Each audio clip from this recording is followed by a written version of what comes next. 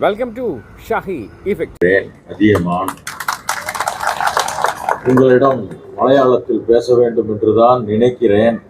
ஆனால் அதற்கான வாய்ப்பு இப்பொழுது இல்லை. நான் தமிழில் பேசுவதை நீங்கள் புரிந்து கொள்வீர்கள் என்று நிச்சயமாக நம்புகிறேன். இன்றைக்கு என்னை தமிழ்நாட்டில் இருந்து வரவழைத்து இங்கே கேரள மாநிலத்தில் இருக்கிற அருந்ததியர், சக்கிலியர், கல்லாடி, நாயாடி என்ற மலைவேடன் போன்ற அடுக்கப்பட்ட மூட்டைகளில் அடிமூட்டையாக இருக்கின்ற இந்த மக்களுக்கெல்லாம் ஒரு தீர்வு கிடைக்க வேண்டும் என்று நாம் எல்லாம் நினைக்கிறோம். இதைத்தான் தமிழ்நாட்டிலேயும் நாங்கள் நினைத்தோம். 30 ஆண்டுகளுக்கு மேலாக போராடினோம். அங்கே இருக்கிற பள்ளர், பறையர் என்கிற ஆதிக்க சாதி தலித்துகள், ஆதிக்க சாதியில பேக்வேர்ட் கம்யூனிட்டியில தான் ஆதிக்க சாதி தலித்துகள் இருப்பார்கள், ஆதிக்க சாதியினர் இருப்பார்கள். நம்மை ஒடுக்குவார்கள், தீண்டாமை பார்ப்பார்கள். ஆனால் தலித் ஜாதிகளிலேயே தீண்டாமை அல்ல, நம்மை ஒடுக்குகிற, அதிகாரத்தில் பங்கு பெறுவதை தடுக்கிற, நமக்குள்ள உரிமைகளை கிடைக்க விடாமல் செய்வதற்கு நமக்கான ஒரு பங்கு இருக்கிறது, நமக்கான ஒரு எண்ணிக்கை இருக்கிறது. இந்த எண்ணிக்கைக்கேற்ப நமக்கு இந்த அரசிலே பங்கு இருக்கிறது. அந்த பங்கை நாம் கேட்பதிலே என்ன தவறு? அதை கேட்பதற்கு தான் இப்படிப்பட்ட அருமையான ஊர்வலத்தை, பேரணியை இங்கே ஏற்பாடு செய்திருக்கு. இதை வரவேற்பு நல்கி அமர்ந்திருக்கின்ற சகோதரி அனிசி அவர்களே, இந்த நிகழ்ச்சியில புரோகிராமினுடைய சேர்மன் திருமிகு கே ஜென்சு அவர்களே, ADHRM கொல்லம் சாஜு அவர்களே, ACSS தோழர் ஆறுமுகம் அவர்களே, இங்கே பெரும்பான்மையாக வந்திருக்கின்ற சகோதரர்களே, சகோதரிகளே, தோழர்களே, உங்கள் அனைவருக்கும் முதலில் என்னுடைய வணக்கம். இன்றைக்கு தமிழ்நாட்டில 2009 டாக்டர் கலைஞர் கருணாநிதி அவர்கள் நாங்கள் போராடி அவர்களுக்கு கோரிக்கை வைத்து எங்களுக்கு தமிழ்நாட்டில் 76 சாதிகள் உள்ளன.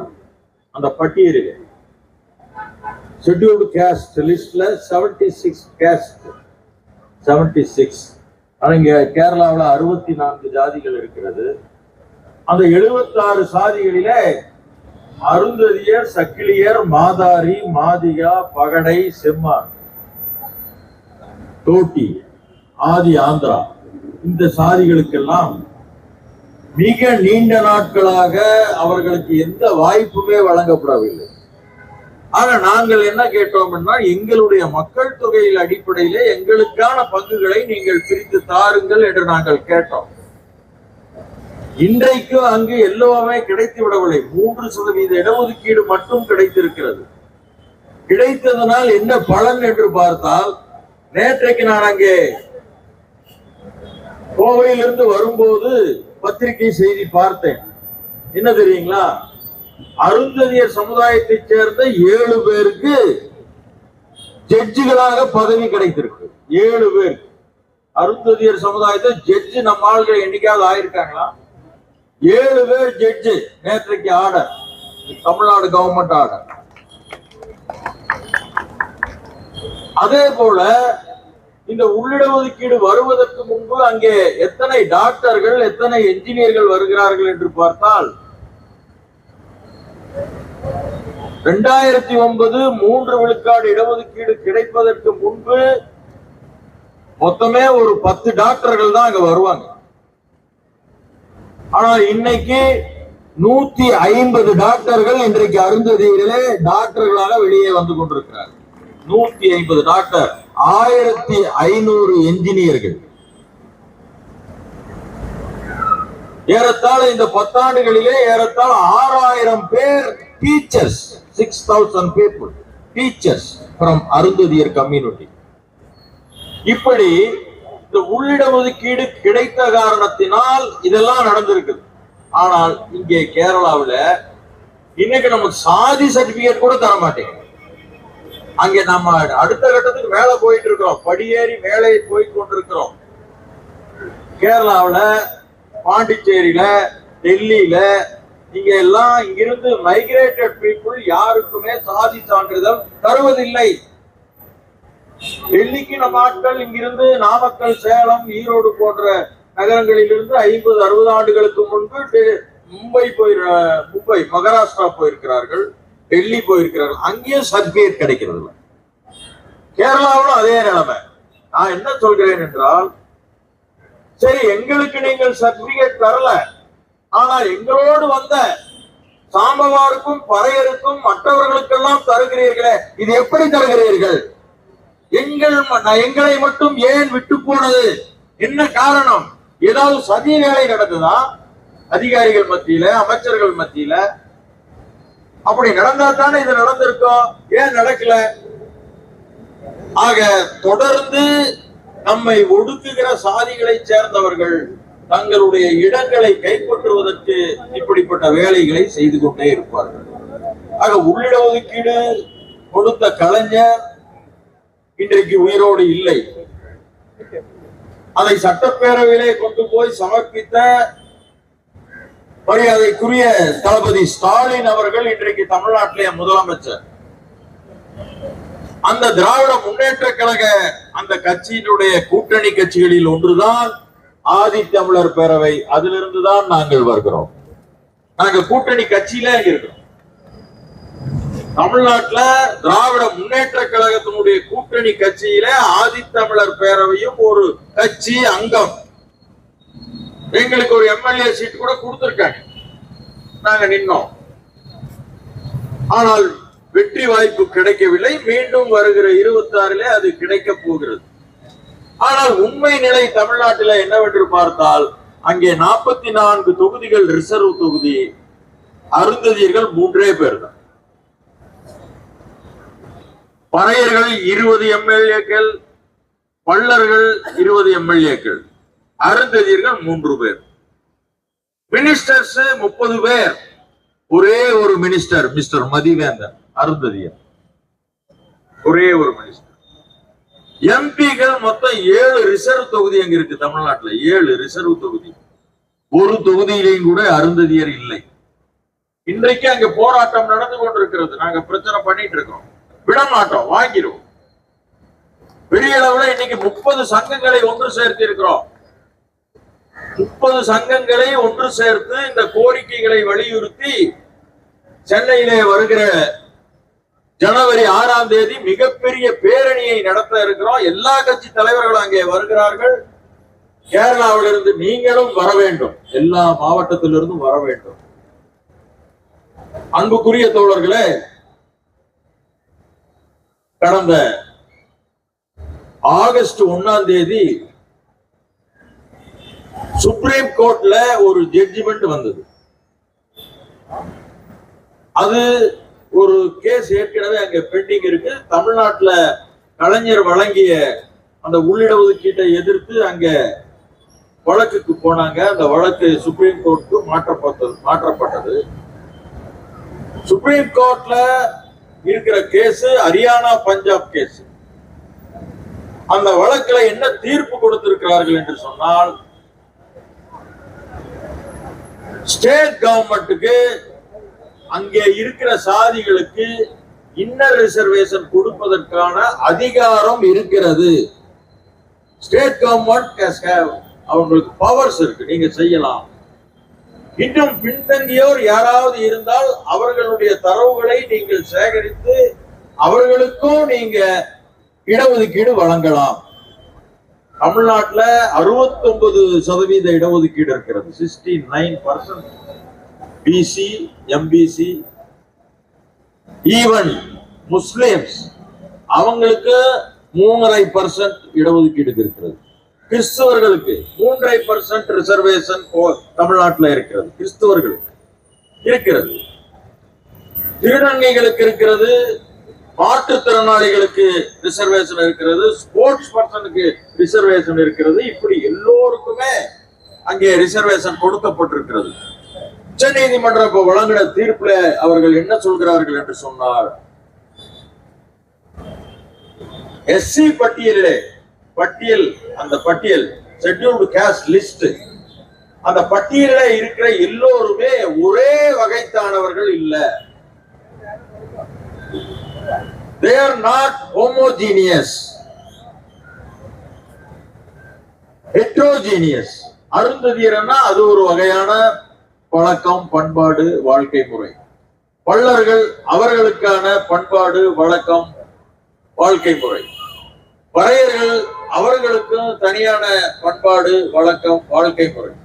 இப்படி ஒவ்வொருத்தரும் தனித்தனியாக இருக்கிற காரணத்தினால் இதை ஒன்றாக எடுத்துக்கொள்ள வேண்டாம். ஏற்கனவே அரசியல் சட்டத்திலே உள்ளபடி அந்த பட்டியலிலே ஒரு ஜாதியை சேர்க்க முடியாது, வெளியே எடுக்க முடியாது, புதுசா சேர்க்க முடியாது, அந்த பட்டியலை சேர்க்க முடியாது. டெல்லியில இருக்கிற 2 மேலவையும் நாடாளுமன்ற அந்த பார்லிமெண்ட் மெம்பர்களும் சேர்ந்து 4/3 வாக்களித்தால் தான் அந்த சட்டத்தையே மாற்ற முடியும். எதுவுமே மாற்ற முடியாது. ஒரு ஜாதியை கூட அந்த லிஸ்ட்ல கொண்டு போய் சேர்க்க முடியாது. அப்படிப்பட்ட சூழல்ல ஒரு தீர்ப்பு என்ன கொடுத்திருக்கிறார்கள் என்று சொன்னால், ஏற்கனவே 2015 கொடுக்கப்பட்ட ஹெட்ரோஜீனியஸ் ஹோமோஜீனியஸ் என்று கொடுக்கப்பட்ட தீர்ப்பு தவறு. இப்ப அவங்க ஒவ்வொருத்தரும் ஒவ்வொரு வகையானவர்கள், அவர் ஒரே மாதிரியான ஆட்கள் இல்ல. ஏன் ஒரே மாதிரியான ஆட்கள் இல்லைன்னா, யாருக்கு அந்த குழுக்களுக்கு இடையில பெண் கொடுக்கல் வாங்கல் கிடையாது. பெண் கொடுக்கல் வாங்கல் கிடையாது. ஒரு அருந்ததியர் பையன் ஒரு பறையர் பெண்ணை காதலித்து திருமணம் செய்து விட்டால் பறையர்கள் எல்லாம் சேர்ந்து அந்த பையனை வெட்டுகிறார்கள், கொலை செய்கிறார்கள். ஒரு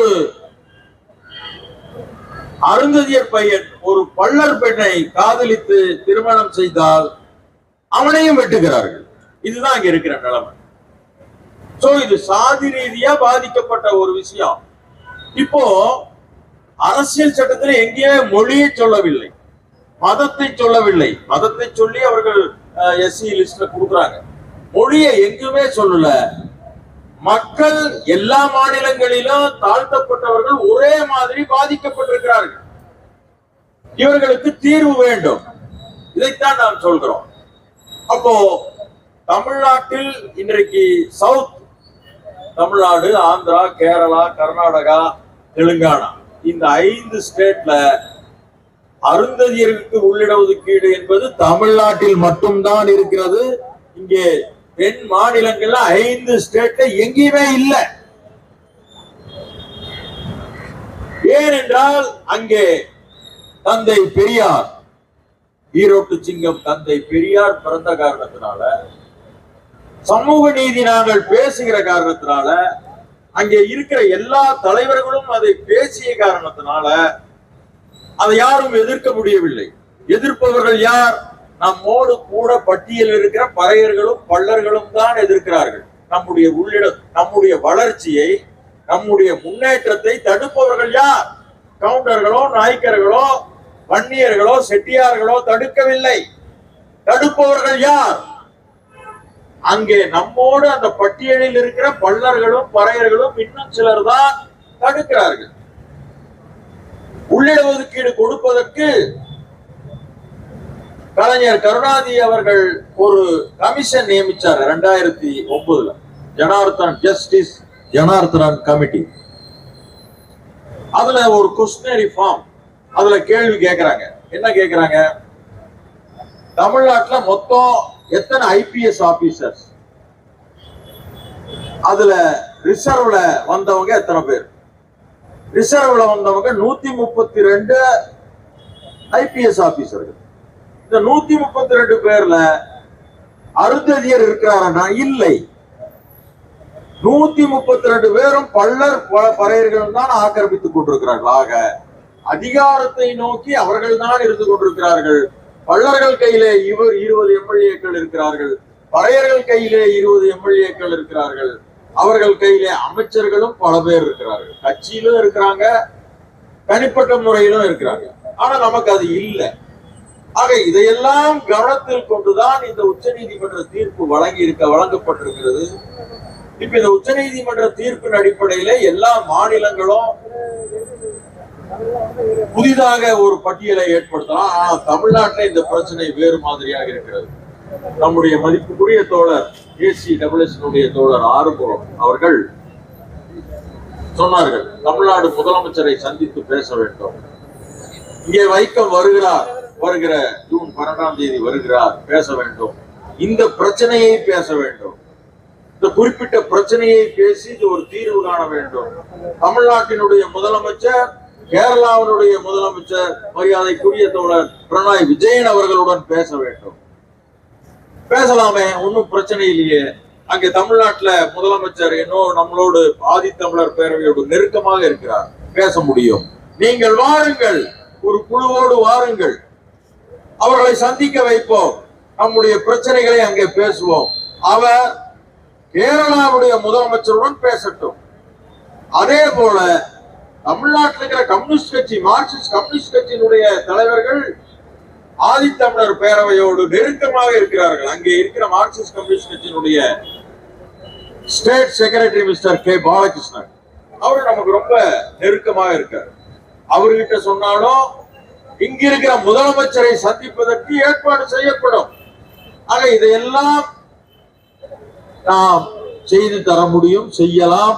மிக விரைவிலே இந்த பிரச்சனைக்கு தீர்வு காண வேண்டும். இன்னும் ரொம்ப நாளுக்கு இழுக்கக்கூடாது. இன்னும் எத்தனை 10 வருஷத்துக்கு இது இப்படியே இருக்க முடியுமா? முடியாது. ஒரு டைம் பிக்ஸ் பண்ணுங்க. 6 மாத காலத்தில் இந்த பிரச்சனையை தீர்க்க வேண்டும் என்று முடிவு பண்ணுவோம். எதற்காக நீட்டிக்க வேண்டும்? எத்தனை காலத்துக்கு போராடி கொண்டிருக்கிறது? நம்ம குழந்தைகள்லாம் படிச்சு 10th +2 இந்த மாதிரி வந்துட்டு இருக்கும்போது மேல் படிப்புக்கு போக முடியவில்லை, உரிய சான்றிதழ்கள் கிடைக்கவில்லை. ஆக இதற்கு உடனடியாக தீர்வு காண வேண்டும். இது காண முடியும். இதுக்கு தீர்வு உறுதியாக இருக்கிறது. இதற்கு ஆதித்தமிழர் பேரவை எல்லா வகையிலும் உதவி செய்யும், கட்டாயம் உதவி செய்யும். ஏனென்று சொன்னால் இந்த பிரச்சனை நம்முடைய பிரச்சனை. நம்ம இந்தியாவில எங்க இருந்தாலும் சக்கிலியர் தான், அருந்ததியர் தான். மாதிகா இன்னும் தெலுங்கானால மாதிகாவினுடைய சென்சஸ் அதிகம், ஒரு எண்ணிக்கை அதிகம் தெலுங்கானால. ஆனால் மக்கள் தொகை குறைவாக இருக்கக்கூடிய மாலா மக்கள் தான் அங்க எல்லா பதவிகளையும் கைப்பற்றி வைத்திருக்கிறார். இப்பதான் கர்நாடகா, ஆந்திரா, தெலுங்கானா இங்க எல்லாம் கமிஷன் போட்டிருக்காங்க, 1 மேன் கமிஷன் போட்டிருக்காங்க, 5 பேர் மெம்பர் போட்டிருக்காங்க. எதுக்கு? உச்ச நீதிமன்ற தீர்ப்பின் அடிப்படையில, அந்த தீர்ப்பின் அடிப்படையில் வகைப்படுத்த வேண்டும். என்ன வகைப்படுத்தணும்? இங்கே 64 சாதிகள் இருக்கிறது என்றால் 64 சாதிகளை பொறுத்து சாதிவாரி கணக்கெடுப்பு மீண்டும் இந்த அரசு எடுக்க வேண்டும். கேரளா அரசு எடுக்கணும், தமிழ்நாடு அரசு எடுக்க வேண்டும். அப்படி எடுத்தால் சாதிவாரி கணக்கெடுப்பு வேறு, மக்கள் தொகை சென்சஸ் அது வேறு, ரெண்டுமே வேற வேற. சென்சஸ் என்பது ஒரு ஹெட், ஒரு தலை, அவ்வளவுதான், ஒரு ஆள், அவ்வளவுதான். சாதிவாரி கணக்கெடுப்பது அன்பது அல்ல, அப்படி அல்ல. நீ எங்கே குடியிருக்கிறாய், சேரியிலையா, பொதுவான இடத்துலயா, நீ அரசாங்க வேலைக்கு போறியா, உங்க வீட்டுல அரசாங்க வேலைக்கு போறவங்க இருக்காங்களா, உங்க வீட்டுல எத்தனை பட்டதாரிகள், இல்ல பட்டதாரிகளே இல்லையா, உனக்கு தீண்டாமை இருக்கிறதா இல்லையா, நீ மாட்டுக்கறி சாப்பிடுவாயா இல்லையா, ஏன்னா இதெல்லாம் லிஸ்ட்ல வருது. நீ மாட்டுக்கறி சாப்பிட்டா உனக்கு தீண்டாம. இங்கேயாவது பொது ஹோட்டல்களை போனா மாட்டுக்கறி கிடைக்குது, இங்க வந்து நான் சாப்பிடுவேன். தமிழ்நாட்டுல மாட்டுக்கறி கிடைக்கவே கிடைக்காது. பொது ஹோட்டல், ஜெனரல் ஹோட்டல்ல மாட்டுக்கறியே கிடையாது. இதுதான், அப்படி ஒரு தீண்டாமை தமிழ்நாட்டில் இருந்து கொண்டிருக்கு. ஆக இதெல்லாம் அந்த பட்டியல் அவங்க எடுத்து யார் முன்னேறியவர்கள், யார் பின்தங்கியவர்கள் என்கிற ஒரு பட்டியலை எடுப்பார்கள். அந்த பட்டியல் இங்கே கேரள அரசுல மரியாதைக்குரிய சீஃப் மினிஸ்டர் தோழர் பினராயி விஜயன் அவர்கள் எடுக்கிறதுக்கு ஆணையிட வேண்டும். அப்போ தமிழ்நாட்டிலையும் எடுக்கல. அப்ப 2 முதலமைச்சர்களும் பேசி 2 மாநிலத்திலும் எடுக்க வேண்டும். ஏன்னா சில பேர் என்ன சொல்றாங்கன்னா, இந்த சென்சஸ் எடுக்கிறதுக்கு, இந்த சாதிவாரி கணக்கெடுப்பு எடுப்பதற்கு மாநில அரசுக்கு அதிகாரம் இல்லை என்று சொல்கிறார்கள். அப்படி அதிகாரம் இல்லைன்னா பீகார்ல நிதிஷ்குமார் எப்படி எடுத்தார்? அவர் எடுத்திருக்காரு, சர்வே அவர் எடுத்திருக்காரு. உச்ச நீதிமன்றம் தலையிட்டு நீங்க எடுத்த முறையில சில தவறுகள் இருக்கிறது என்று சொல்லி இருக்கிறதே தவிர, சென்சஸ் எடுப்பதற்கே மாநில அரசுக்கு அதிகாரம் இல்லை என்று அவர்கள் சொல்லவில்லை. ஆக இன்றைக்கு சென்சஸ் முதலில் எடுத்தால் மட்டும்தான் நாம் உடனடியாக நமக்கு சர்டிபிகேட்டும் கிடைக்கும், உடனடியாக இங்க வேலை வாய்ப்பும் கிடைக்கும், அதிகாரத்தில் பங்கும் வேண்டும். நீ வெறுமனே வேலை வாய்ப்பு போய் பயன் இல்லை. இங்க எத்தனை எம்எல்ஏகள் இருக்காங்க? நம்ம எம்எல்ஏ எத்தனை பேர் இருக்காங்கன்னா அங்கேயாவது 3 பேர் இருக்காங்க. எம்ஜிஆர் காலத்துல 5 பேர் இருந்தார்கள் எம்எல்ஏ அருந்ததி. இப்ப 3 பேர் தான் இருக்காங்க, ஒரு அமைச்சர் இருக்காரு. இது போதுமானது அல்ல. எங்களுக்கு அங்கே 15 எம்எல்ஏக்கள் வேண்டும், 2 எம்பிக்கள் வேண்டும், 100 மேயர்கள் இருக்கிறார்கள். கார்பரேஷன் 100 மேயர்கள். அந்த 100 மேயர்ல எங்களுக்கும் ஒரு 20 மேயர்கள் தேவைப்படுகிறார்கள், வேண்டும். ஆக இதுதான் அதிகார பகைவு. அந்த அதிகாரங்களை நாம் கேட்டு பெற வேண்டும். கேட்டால் இவர்கள் கொடுப்பார்களா என்றால் கொடுக்க மாட்டார்கள். தட்டுங்கள் திறக்கப்படும் என்றால் திறக்குமா கதவு? திறக்கவே திறக்காது. தட்டா கதவு திறக்காது. அப்ப தட்டினால் கதவு திறக்கவில்லை என்றால் என்ன செய்ய வேண்டும்? திறக்காத கதவை அடித்து நொறுக்கி உள்ள போகும். அதான் வழி. நீங்க வேடிக்கை பார்த்து கொண்டிருந்தால் ஒண்ணுமே நடக்காது. தட்டினால் திறந்து விட்டால் உள்ளே போய் விடலாம். இவன் திறக்க மாட்டேங்கிறானே, என்ன செய்ய முடியும்? அதே போல கிராமங்களில அடிக்கிறான், கொலை செய்கிறான், தீண்டாமை பார்க்கிறார்கள். தமிழ்நாட்டுல நிறைய நடக்குது, ஆணவ கொலைகள் நடக்குது. நாம என்ன சொல்றோம்? நீ ஒண்ணும் பண்ண வேண்டாம், அடிச்சா திருப்பி அடின்னு கூட நம்ம சொல்ல. நாம நம்மை தற்காத்துக் கொள்வதற்காக அவன் வெட்டுகிறான் என்று சொன்னால், நீ உன்னை தற்காத்துக் கொள்வதற்காக சட்டப்படி நீயும் அவனை வெட்டு என்றுதான் சொல்றோம். சும்மா சட்ட ஒழுங்கு பிரச்சனையை ஏற்படுத்துவதற்காக நாங்க சொல்ல வேண்டும். உன்னை தற்காத்துக் கொள்வதற்காக அவன் வெட்டினா நீ வெட்டுன்னு சொல்ற, நீயா போய் வெட்டாத. இதைத்தான் நாம் சொல்லிக் கொண்டிருக்கிறோம். ஆக இந்த விஷயங்களை எல்லாம் தொடர்ந்து சொல்லிக் கொண்டிருந்தாலும் தமிழ்நாட்டில் இருக்கிற சில தலைவர்கள் நமக்கு அருந்ததியர் உள்ளிடஒதுக்கீட்டுக்கு எதிராக இருக்கிறார்கள், தொடர்ந்து பேசுகிறார்கள். அவர்கள் 50 ஆண்டு காலம் இந்த முழுமையான அதிகாரத்தை அவர்கள் அனுபவித்து விட்டார்கள், இன்றைக்கும் அனுபவித்துக் கொண்டிருக்கிறார்கள். தலைமை செயலகத்தில் போய் பார்த்தால் பூரா பள்ளர்கள் பறையர்கள் தான் இருக்கிறார்கள். அருந்ததியர்கள் அங்கே குறைவு. இப்ப கூட இங்க சொல்றேன், இங்க இருக்கிற செக்ரட்டரியேட்ல இங்க கேரளாவில் எத்தனை அருந்ததியர்கள் இருக்கிறார்கள் சொல்லுங்கள் பார்க்கலாம். ஒரே ஒருவர் கூட அதிகாரங்களிலே இல்லை, மேல்மட்ட அதிகாரிகளிலே கேரளாவில் இருக்கிற ஒரு அருந்ததியர் கூட இல்லை. இது உண்மை. இங்க எத்தனை அண்டர் செக்ரட்டரி இருக்கிறாங்க, எத்தனை செக்ரட்டரி இருக்கிறாங்க, எத்தனை ஜாயிண்ட் செக்ரட்டரி இருக்கிறாங்க சொல்லுங்க பார்க்கலாம். நாங்கள் நியாயத்தை கேட்கிறோம், நாங்கள் அநியாயம் செய்ய வரவில்லை, நியாயத்தை கேட்கிறோம். எங்களுக்கு அங்கெல்லாம் வாய்ப்பு கொடுங்க. நாங்க படிச்சு சாதி சர்டிபிகேட் இருந்து படிச்சு மேல வந்தா தானே அங்க போக முடியும். நீ அங்கேயே தடை போட்டு வைத்திருக்கிறாயே. ஆக இதற்கு மிக நீண்ட நாட்களாக இனிமேல் காத்திருக்க முடியாது. மிக விரைவிலேயே 2 முதலமைச்சர்களும் சந்திக்கிற ஏற்பாடுகளை செய்து இந்த சாதி சான்றிதழ் பிரச்சனைக்கு மிக விரைவிலேயே தீர்வு காண்போம் என்று கூறி இதற்கான வேலைகளை நாங்கள் தொடங்கிவிட்டோம். நன்றி, வணக்கம். വീണ്ടും കാണുന്നതുവരെ ഏവർക്കും ഷാഹി ഇഫക്റ്റിന്റെ നന്ദി, നമസ്കാരം.